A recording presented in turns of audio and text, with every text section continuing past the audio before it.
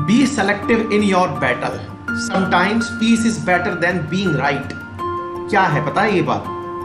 बहुत बड़ी बात है, और ये इतनी बड़ी बात है कि अगर कोई विद्यार्थी अपने जीवन में इसे अपना ले तो मैं कह रहा हूं उसके सिलेक्शन के चांसेस कम से कम 10 से 15% और बढ़ जाते हैं। मतलब केवल इतनी सी बात अपनाने से। इतना बड़ा मूल मंत्र है ये। बोले क्या है सर, इसका मतलब क्या है? मैंने होने को तो ये मूल मंत्र शादीशुदा जिंदगी में लागू ज्यादा होता है, लेकिन फिलहाल के लिए मैं आपको समझा देता हूं। कई बार आप लोगों ने देखा होगा मेरे प्यारे साथियों कि हम लोग ना दोस्तों के साथ जाते हैं कहीं, अपनी तरफ से कोई बात हमने बोल दी। अब अपनी बात बोल दी और सामने वाला जो व्यक्ति है उसका ज्ञान का स्तर इतना नहीं है कि वो आपके नॉलेज को समझ पाए।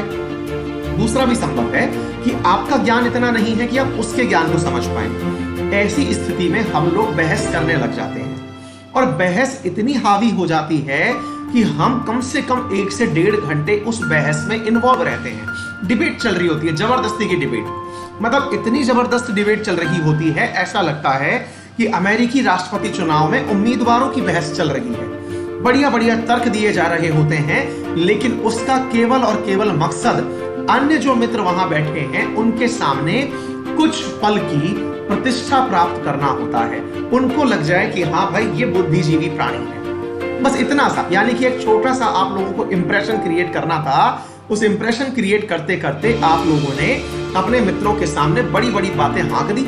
डिबेट में आप जीत भी गए। लेकिन मेरे प्यारे साथियों, आप जब डिबेट में होते हैं ना, आपका डिबेट का मुख्य मकसद होता है कि मैं सही हूं ये प्रूव कर दिया जाए। और जब मैं सही हूं ये प्रूव करने का प्रयास चल रहा होता है, हम कितनी अपनी एनर्जी वेस्ट कर देते हैं उस पूरे कार्य में। इसका अंदाजा आप ऐसे लगाइए, जब आप किसी ऐसी डिबेट से जब घर जाते हैं तो आपके अंदर कितनी एनर्जी होती है पढ़ने की, जरा विचार करिएगा।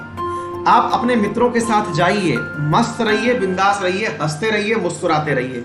सही या गलत हो गया भाई, कोई बात नहीं, मुझे यहां सही सिद्ध होकर के अपने आप को, अपनी एनर्जी को आपके सामने वेस्ट नहीं करना है। हर जगह अपना ईगो लेके मत चले जाइए कि ऑलवेज राइट मैं ही रहूंगा, ये बात हटा दीजिए। कभी कभी ऐसा भी मान लीजिए, कोई बात नहीं यार, हाँ भाई आप भी सही हो सकते हो, कोई बात नहीं यार, गलत हो सकता हूं मैं, क्या दिक्कत है, खत्म बात। डिबेट में इन्वॉल्व होने का सबसे बड़ा लॉस होता है पढ़ाई का नुकसान, क्योंकि दिमाग में बातें लेके आते हो, एनर्जी वेस्ट करके आते हो। तो कृपया करके कभी कभी गलत होना भी स्वीकार कर लीजिए। हालांकि यह मूल मंत्र शादीशुदा जिंदगी पर भी लागू होता है।